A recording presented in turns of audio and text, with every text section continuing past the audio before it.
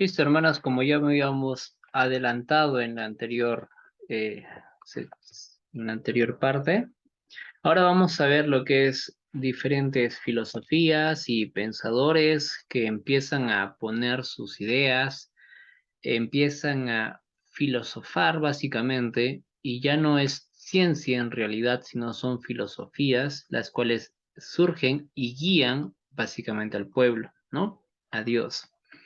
Entonces, en el Renacimiento había un gran florecimiento del arte y la literatura. Pero allí es cuando empieza el mundo a amasar y a querer más filosofía que ciencia realmente, ¿no? Entonces, llega el momento en el que en la ilustración que básicamente empiezan a surgir ideas como que Dios no existe, como que el centro del mundo es el hombre y ya no Dios, estas corrientes filosóficas empiezan a incluirse en la educación, porque habíamos dicho de que la educación, ya a causa de la influencia de las escuelas dominicales, ya se habían dado cuenta, ¿no? Los gobiernos, que la educación beneficiaba, traía éxito, ¿no?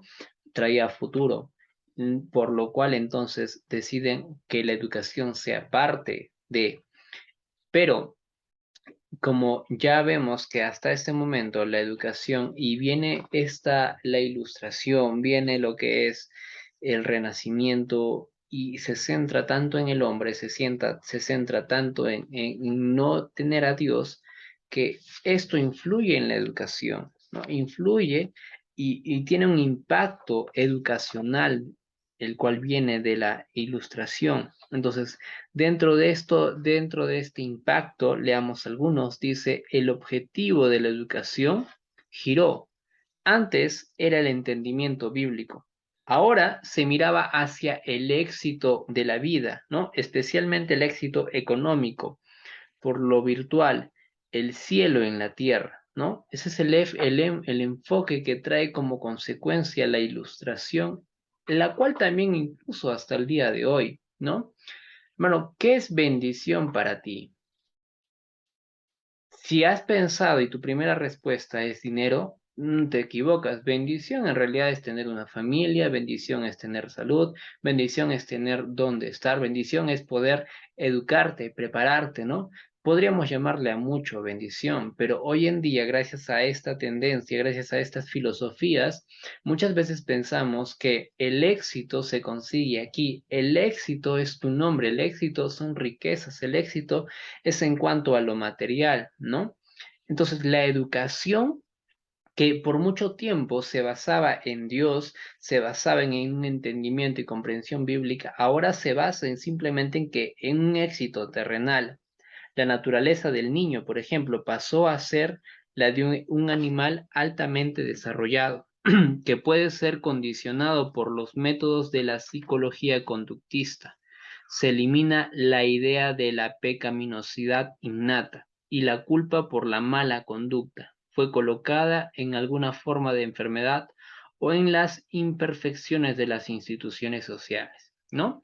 Entonces, la psicología, por ejemplo, te enseña que el problema no es uno y su pecado. El problema es el ambiente, las circunstancias, pero uno no es malo en realidad, ¿no? Eso te enseña la psicología. Entonces, vemos cómo eso afecta incluso hasta el día de hoy. Los derechos individuales cobraron una importancia excesiva, ¿no? Las responsabilidades sociales desaparecieron del cuadro, ¿no? Entonces, ya ahora es los derechos de mí, ¿no? Tú no puedes sobrepasar a mis derechos, yo tengo mis derechos. Y vemos hoy en día, ¿no? Que esto ya se ha exagerado a un límite demasiado, ¿no? No quisiéramos hablar de estas cosas, no son parte, pero estas influencias vienen desde allí. Entonces, la competencia tomó un lugar muy importante en el programa escolar, junto a un mayor énfasis en equipar a los estudiantes para controlar y dominar el medio ambiente, ¿no? Básicamente, la competencia, el ser mejor que los demás, ¿no? El poder triunfar o aplastar incluso a las personas dentro de ese ambiente, ¿no? Entonces, la competencia tomó un lugar más importante. Ahora, no está mal ser mejor. Pablo incluso dijo, ¿no? Por la gracia de Dios soy lo que soy, pero no yo, sino la gracia en mí. Y él también añade, pero antes me he esforzado más que ellos, más que aquellos, refiriéndose a otros que estaban enseñando cosas incorrectas, ¿no? Me he esforzado más, ¿no? Pero luego vuelve a decir, pero la gracia de Dios nuevamente en mí. Entonces, vemos que el esfuerzo no está mal en sí, ¿no? La competencia o el hecho de querer mejor no está mal, pero ya la competencia, el querer aplastar y ser quizás el mejor, ya viene por estas corrientes, ¿no? Ahí vemos el orgullo, quizás en el que tu nombre esté en ese diploma, etcétera, y muchas cosas que vienen así. Entonces, la verdad llegó a ser considerada cada vez más como el resultado de una investigación científica irracional, por lo tanto carente de valor, ¿no? Entonces aquí ya empieza a decirse que no hay verdades absolutas, ¿no? Y es curioso que eso, que dicen que no hay verdades absolutas, eso ya es un absoluto, ¿no? Entonces, alguien te va a decir, no, es que tú no sabes lo que enseñas, no, la Biblia es pasada, aparte, ¿quién tiene la verdad? Tú dices que la Biblia tiene la verdad, no, no hay verdades absolutas, tú dile, eso ya es un absoluto, y lo vas a dejar pensando, ¿no? Pero y le dices, mira, esto viene por consecuencia de un impacto de filosofías que empezaron en la Ilustración, ¿no? De que no hay verdades absolutas, cuando sí las hay, ¿no? Y la palabra de Dios tiene estas verdades, las cuales nosotros podemos saberlas y conocerlas, escudriñarlas. Luego, la separación de la vida entre esferas públicas y privadas tuvo un profundo impacto en las escuelas, ¿no? Como la educación pasó a ser cada vez más una función del gobierno, la separación de la iglesia y del Estado significó que cualquier referencia a la religión en la escuela pública resultaba sospechosa. Ahí es cuando empieza a decirse que la educación únicamente no tiene nada que ver con la iglesia, es totalmente separado. Incluso hay instituciones actualmente, ¿no? Que no puedes mencionar a Dios ni Biblia, nada, porque es contra sus derechos, ¿no? Quizás el resultado más dañino del pensamiento de la Ilustración en las escuelas haya sido el abandono de la instrucción acerca de la moral y la ética. Si la verdad es solo lo que la ciencia puede decir, entonces la ética no puede enseñarse porque pertenece a una esfera privada de la vida más que a la pública. Entonces, las cosas más importantes de la vida pertenecen justamente a eso interno, ¿no? La responsabilidad bíblica real del gobierno es ocuparse de que se haga justicia. Es imposible educar apropiadamente sin tratar la ética y la religión. Entonces, uno quiere decir, ya, ¿qué es bueno, no? ¿Qué es correcto? Tienes que ir a la Biblia. No puedes simplemente decir qué es bueno por lo que tú crees y qué es malo por lo que tú crees. La Biblia es la que nos da la idea y nos dice incluso que no hay bueno ni aun uno. La Biblia nos dice qué es malo, qué es bueno, ¿no? Entonces, no podemos sacar de lado la Biblia en la educación. Y parece gracioso, ¿no? Que en la posmodernidad, en el crecimiento humanista, en todas estas corrientes filosóficas, empiezan a decirse que no hay verdades, que no existe la verdad. Ya, entonces queremos reemplazarlo todo con el intelecto, queremos llegar a conclusiones, ¿no? Queremos moralidad, pero no va a poder ser, porque ¿quién determina qué es bueno y qué es malo, ¿no? Entonces, aquí algo que sí va a venir quizás en tus preguntas es que el postmodernismo es obviamente una perspectiva muy negativa, ¿no? Que ya lo vamos a ver más adelante. Y consideramos a Nietzsche quien proclamó la muerte de Dios, ¿no? Y es considerado prácticamente el padre del postmodernismo. Ahora, ¿cómo ha crecido esto? ¿Cómo ha crecido todas estas filosofías? Empieza con el crecimiento, ¿cómo crece el crecimiento del humanismo, ¿no? Entonces, todo quiere ser puesto a tela de juicio. Empieza con el racionalismo de Descartes, ¿no? René Descartes. Al desechar la teología, desplaza a Dios y a las escrituras como fundamento. Entonces, ¿sobre qué bases desarrolla su filosofía? Sobre su propio yo y autónomo e independiente. Comienza poniendo en duda René Descartes que todo en duda, ¿no? Empieza a decir qué es verdad, ¿no? La duda básicamente es en sí su filosofía, ¿no? No puede dudar de que está dudando básicamente, ¿no? Descartes empieza a hilvanar, a hilar su pensamiento. Entonces, él dice, pienso, luego existo, ¿no? Que esta frase que lo hace conocido, René Descartes, ¿no? Pienso, luego existo. Desecha la teología, desecha a Dios y a las escrituras como fundamento.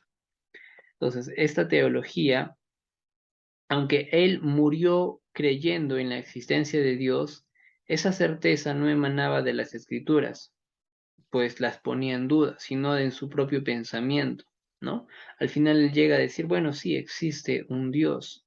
Luego el empirismo de Juan Locke. Para Locke no existen principios innatos, por lo tanto, el entendimiento humano es como una hoja de papel en blanco, en la cual se graba todo lo que llega a través de los sentidos. Entonces, él enfatiza la razón y destaca la experiencia.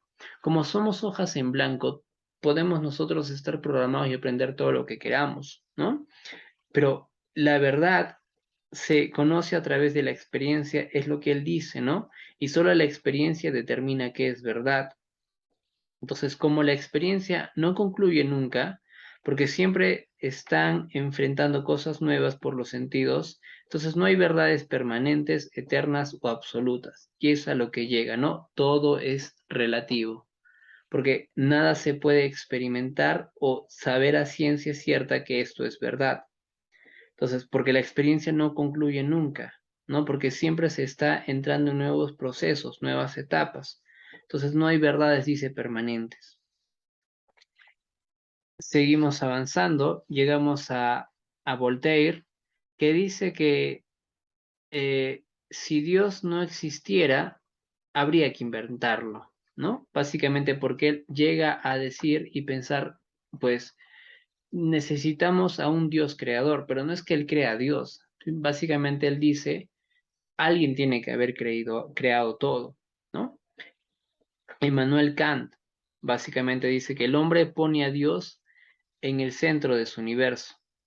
Entonces, aquí ya vamos a empezar a ver cómo es que quitan a Dios del centro y empiezan a poner al hombre, ¿no? La antropología, ¿no? Que se centra en el hombre, en que el hombre es el centro de todo, más no Dios. Entonces, y así viene más y más filosofías. El positivismo, que no se trata acerca de tú puedes, piensa positivamente y lo conseguirás, no se trata de eso. El positivismo exaltaba el saber científico, ¿no? Entonces, la ciencia, dice, es la única explicación de la realidad, ¿no? Entonces, y ahí vemos cuando a fines del siglo XX el pensamiento autónomo llega a su apogeo. El hombre se ve a sí mismo como centro del universo. Comenzó buscando un camino nuevo para el conocimiento y decidió quitar de lado a Dios y a su palabra. Los métodos elegidos fueron la razón y la experimentación. Todo lo que no logra a través de ellos no se considera válido. Entonces, lamentablemente, Dios fue siendo desplazado, su persona fue negada, sus atributos cuestionados y sus principios ignorados. Dios debía ser lo que el hombre podía concebir que fuera Dios creador, y fue reducido a la condición de un postulado que simplemente llenaba la premisa inicial del universo. Dios creó, nada más. Es a lo único que llegaron. Fue necesario entonces elaborar una moral humanista, ¿ya? Quieren ser buenos, pero sin la Biblia, sin la base, sin aquel que nos conoce.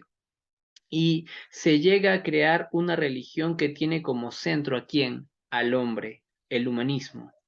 El hombre dado pasa al superhombre y sin embargo Para poder consumar esta última etapa, Dios seguía estorbando. Por eso había que lanzar el grito capaz de producir el despegue final. Y esta persona fue Federico Nietzsche, quien declaró: Dios ha muerto.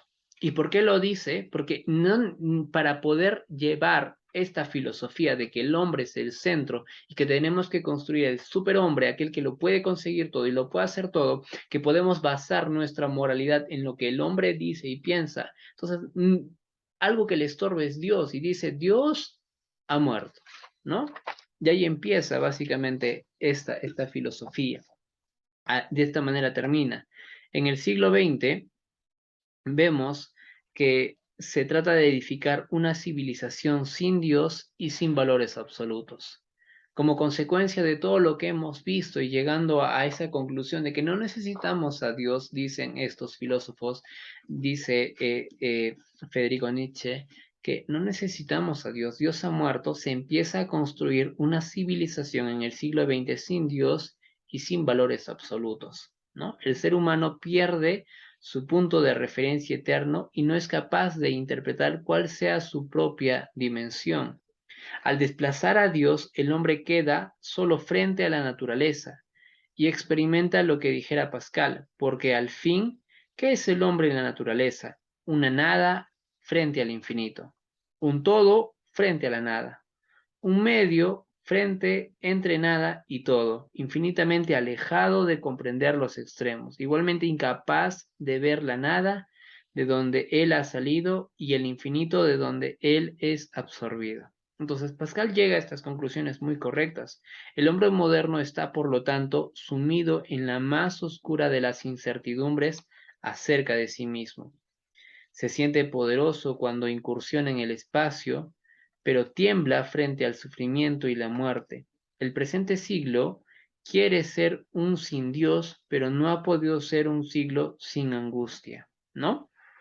Entonces, piensa, hermano, quieren vivir y educar sin Dios. Llegan a esta conclusión y el siglo pasado tratan de vivir sin absolutos, sin valores absolutos, no hay verdades, no existe Dios, toda verdad es relativa.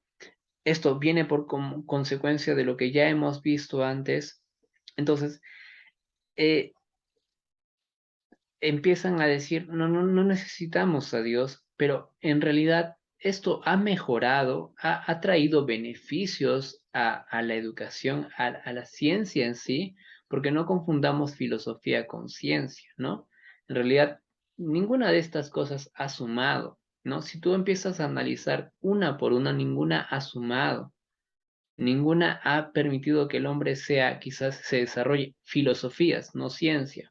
No descubrimientos, descubrimientos y ciencia sí ha sumado, pero filosofías como las que estamos viendo no ha sumado nada, ¿no?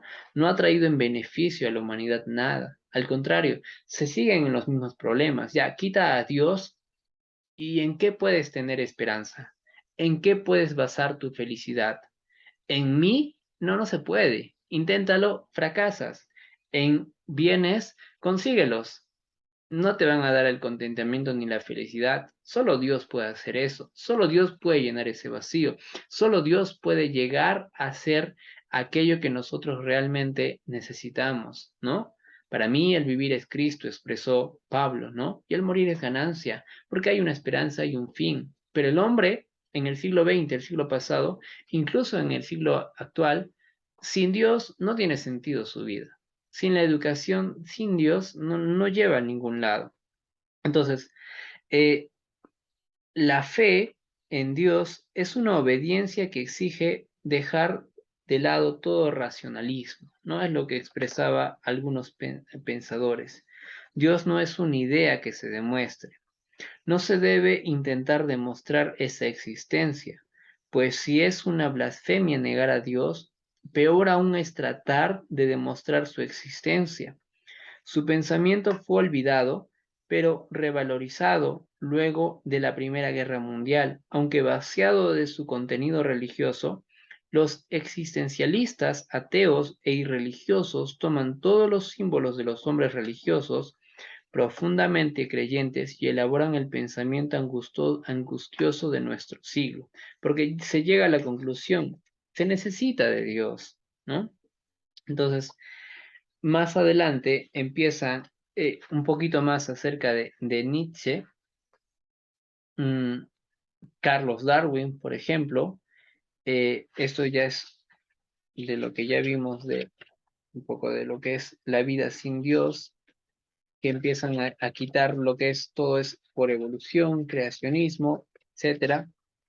Entonces, llegamos a la posmodernidad. En la posmodernidad, nadie es dueño de la verdad, ¿no? Toda creencia empieza a ser dudable. Toda creencia empieza a ponerse en tela de juicio. Entonces, ¿qué es el posmodernismo? La palabra pos o pos significa después. La palabra modernismo eh, quizás es un poquito más difícil de definir. En el contexto de este discurso, el modernismo se refiere a la filosofía de la edad en la cual el razonamiento humano era glorificado, ¿ya? Básicamente en el modernismo, el hombre y su razonamiento era el centro de todo. Entonces, después de esto es el posmodernismo, que involucra fe en el razonamiento humano y en nuestra habilidad de realizar soluciones a los problemas del mundo. Entonces, el posmodernismo, después del modernismo, es una descripción de la cultura de hoy y no es solamente una cultura quizás de los jóvenes, ¿no? Entonces, la perspectiva posmodernista se caracteriza por una aversión de definiciones. Por lo tanto, vamos a tratar de describir el posmodernismo en medio de las siguientes observaciones. Entonces, el aprendizaje, cómo afecta el aprendizaje, el bienestar del alumno, y como educadores cristianos, cómo nosotros podemos solucionar el problema a la luz de la Biblia, ¿no? Eh, el, ¿Qué comprende la posmodernidad? Concordamos en que esta es en verdad una manera nueva de visualizar el mundo, pero la visión que nos presentan estos posmodernos es temerosamente radical. Al desechar a Dios y a las normas de conducta pasadas, este nuevo gnosticismo celebra la experiencia por encima de la doctrina, lo personal por encima de lo institucional, la fantasía y lo mítico por encima de lo cognitivo, la religión del pueblo por encima de la religión oficial, las suaves y bondadosas ideas de Dios por encima de las enseñanzas fuertes e impersonales, lo femenino y andrógino por encima de lo masculino. Entonces, los posmodernos se caracterizan por su profunda desconfianza de la historia, de la experiencia y de las afirmaciones del pasado, particularmente de lo religioso. Entonces, eh, ellos concluyen de que no hay verdades absolutas, de que no hay una verdad universal que se sobreponga a todo, que es básicamente la consecuencia de todo. Y aquí empiezan a haber nuevos términos, ¿no? El libertinaje. Entonces, básicamente todo me es permitido, porque no hay algo que me dicte y que me diga esto es verdad, ¿no? ¿Qué justificaciones tienen? Dicen que en todas partes, que por todas partes hay desencanto en política, en los matrimonios, en las familias, hay corrupción en la religión, en los negocios, no se puede creer en nada, solo se puede creer en uno mismo y en nadie más. Es hora de buscar una solución, una ideología, un nuevo sentido de lo que nuestra realidad, de lo que es nuestra realidad social. Entonces, el problema es que los hombres y las mujeres se han entregado al pecado y así pasa con cada civilización.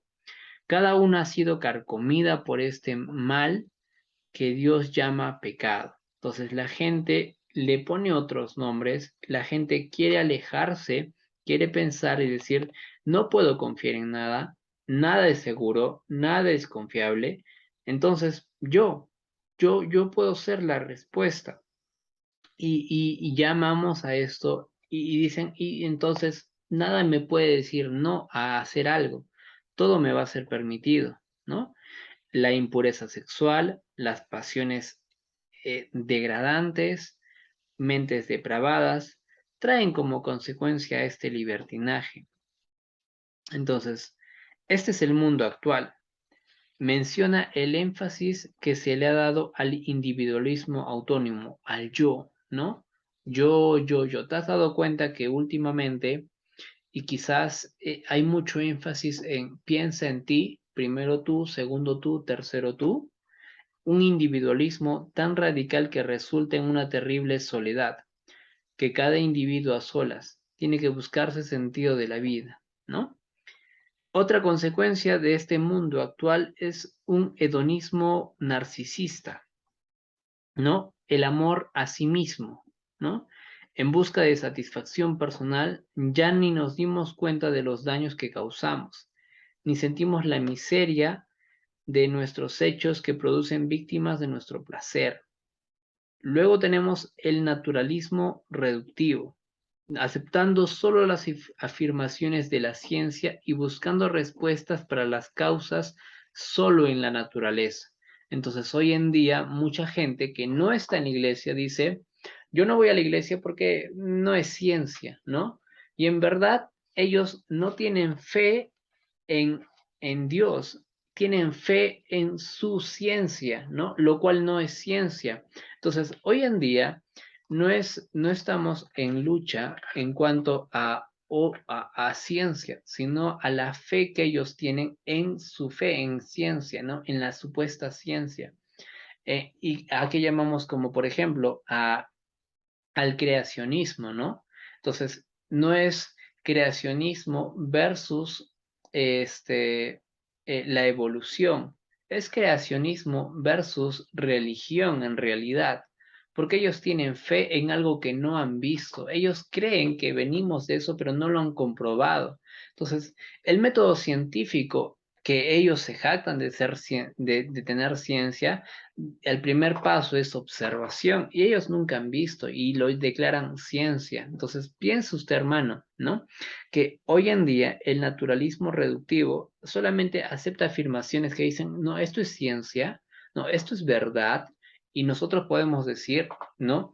Tenemos al Dios de la palabra y a la palabra de Dios que nos dice quién sí formó esto. Y nosotros creemos por fe, pero ellos en contraposición dicen, no, esto no es verdad, yo creo en esto y yo creo lo que la ciencia me dice y tú dices, ¿qué es ciencia? No, esto no es ciencia, ¿no? Eso es fe. Tú tienes más fe en eso que no sabes y ni siquiera tienes una fuente exacta y nosotros tenemos fe en Cristo Jesús y en su palabra, en el Dios de la palabra. Y finalmente lo que caracteriza a este siglo actual o al mundo actual es el relativismo moral absoluto, que nos quitaron toda regla, toda norma y toda creencia. Perdimos todo criterio de lo que es bueno y lo que es malo. El resultado fue una ausencia de conducta moral en el hombre común y el olvido de todo lo que hay en el juicio venidero. Entonces, lo que ya vemos, ¿no? Son consecuencias que llegan y caen por su propio peso al quitar a Dios y quitar a la palabra de Dios en la educación. Estas filosofías que empiezan a envenenar la educación y empiezan a quitar a Dios de la educación. No sé si a ti, hermano, en los libros de ciencias naturales o CTA, como se llama ahora, te enseñan, ¿no? E incluso instituciones católicas o religiosas que venimos acerca de la creación, el Big Bang o muchas otras teorías, ¿no? Que se empiezan a enseñar en cuanto a la educación. Pero nosotros recordemos y vayamos a la Biblia, qué es lo que dice Dios, qué es lo que dice la palabra de Dios. Queremos ver, queremos ver que algo sea bueno, algo es correcto. ¿Cómo lo podemos medir si no es con la palabra de Dios? ¿Cómo se puede definir que algo es bueno o algo es malo? Una perspectiva más amplia de esta posmodernidad, o sea, de este mundo actual, es el utilitarismo. Todo vale en la medida en que se pueda ser cambiado por otra cosa, ¿no? Si es útil, si vale, perfecto, ¿no? La pérdida de las ideologías, tradiciones o manifestaciones históricas que no tengan una utilidad inmediata y práctica, ¿no? La ética consensual. Todo debe resolverse por el buen sentido y la opinión mayoritaria. Eso es lo que caracteriza a estos tiempos. La búsqueda prioritaria de lo hedónico. ¿no? De la búsqueda del placer, evitando todo sacrificio o costo, ¿no? Y ahí viene el consumismo, ¿no? Como el único sentido de la vida. El desprendimiento de toda actitud crítica con respecto al futuro, por lo tanto no se miden las consecuencias de lo que se hace. Percepción crítica de la realidad superficial, poco respeto por la vida humana, vale solo si tiene calidad para ser gozada, pero de ningún modo vale incondicionalmente. La vida es un cerdo sano, la vida de un cerdo sano es mucho más respetable que la de un niño con el síndrome de Down. Eso mencionan incluso algunas personas. Entonces, lo importante de entender nuestro mundo actual. Los creyentes que se integran a la iglesia tratan con ellos con su propia visión del mundo. Esto ya vimos en la primera sección, la cosmovisión, la forma de ver el mundo. Entonces, ¿cómo estamos viendo realmente este mundo? ¿Cómo estamos viendo y analizando realmente este mundo? No deberíamos sentirnos cautivados por este entorno y no en el entorno cristiano, ¿no? Los cristianos tenemos que destruir fortalezas intelectuales para liberar a aquellos que se encuentran atrapados y engañados y cautivados básicamente por estas filosofías, que como lo llama Pablo, ¿no? Que son rudimentos, que son filosofías huecas que vienen del maligno, que vienen de de este enemigo, el cual no es carne, sino son huestes espirituales. Entonces debemos tener cuidado cómo estamos viendo el mundo. El cristianismo en un principio llegó a dominar la educación, la Biblia, pero poco a poco, mientras fueron creciendo y avanzando, estas filosofías, pasando la Edad Media, empezaron a dejar de lado a Dios y a la palabra. Es interesante que la educación empieza con esto, pero después quieren quitar a la educación por lo cual empezaron, ¿no? Entonces, el movimiento intelectual y cultural que reacciona a estas cosas producen únicamente alejamiento de Dios. Entonces, ¿cómo nosotros debemos criarnos? ¿Cómo el cristianismo hoy enfrenta estas cosas? ¿Cómo puede hacer una contrarreforma, por decirlo así? Entonces, la ignorancia e interpretación de la palabra de Dios. Muchas veces hemos bajado en el conocimiento y el uso de la palabra de Dios. Ya no es como antes, ¿no? La desvalorización de la adoración, el bajo nivel de la preparación ministerial. Entonces, la paulatina destrucción de lo que se ven en cuanto a nuestra base y autoridad bíblica, ¿no? Entonces, la desvalorización de Dios y el permitir que se entren otras corrientes, ¿no? O herejías dentro de la iglesia. Entonces, ¿qué deberíamos hacer? ¿Cómo deberíamos responder? ¿No? Si no sabemos cómo está este mundo alrededor, si no sabemos básicamente cómo es que el mundo piensa que es muy diferente a como nosotros pensamos, porque nuestra filosofía, nuestra cosmovisión viene con Dios y viene con su palabra. Entonces, si tenemos nosotros claramente esto, podremos nosotros ir y presentarles cuál es la verdad, que esta forma de pensar no viene de ellos, viene de mucho antes, mucho atrás, ¿no? Entonces, algunas sugerencias de cómo acercarnos confiadamente a los que siguen esta posmodernidad, todas estas corrientes filosóficas, es anunciarles que el hombre necesita de Dios, ¿no? Y la misericordia de Dios. Responder a preguntas básicas del hombre, ¿no? Entonces, ¿quién soy? ¿De dónde vengo? ¿A dónde voy? Esto lo podemos responder con la Biblia en mano. Entonces, incluir la ética del arrepentimiento. El reino de Dios requiere un nuevo estilo de vida, una nueva ética que reordene la mentalidad, que reordene la conducta de la persona. Fomentar la esperanza en el futuro, un futuro victorioso de la vida sobre la muerte, ¿Qué es el mejor regalo, no? Que como Pablo dice, ¿no? Para mí el vivir es Cristo, pero el morir es ganancia, ¿no? Fomentar la esperanza, dar a conocer la Biblia. La Biblia debe seguir siendo el elemento central de la evangelización. Su estudio es comparable al corazón que bombea sangre cargada de oxígeno vital para mantener activos todos los miembros del cuerpo de Cristo. Entonces, adecuar el mensaje a las distintas visiones del mundo, la evangelización debería ser sensible a las características y necesidades propias de cada grupo.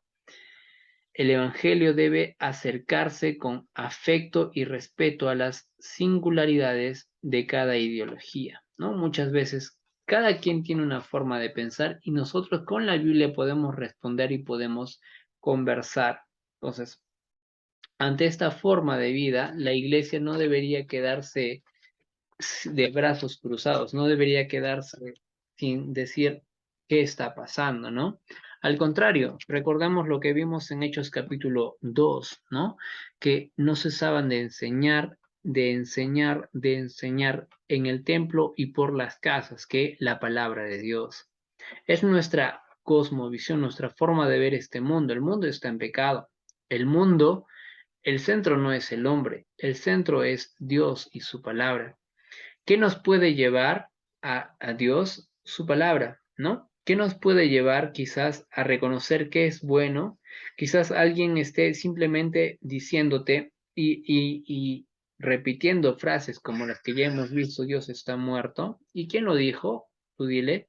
Esto fue citado por Federico Nietzsche en 1700. Y cuando él lo dice simplemente para quitar de lado a Dios y para poder resaltar al hombre, ¿no? El superhombre.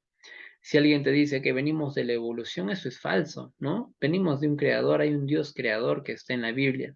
No, la Biblia no es verdad. ¿Y quién lo dice? Tú dices, no, no, no hay nada, no hay verdades absolutas. Eso ya es un absoluto, ¿no? Para concluir. Entonces, hermanos, hay mucho que nosotros podemos entender ahora en base a las filosofías, en base a cómo el mundo piensa, ¿no? Y si te das cuenta, piensa diferente a lo que Dios dice y está en su palabra.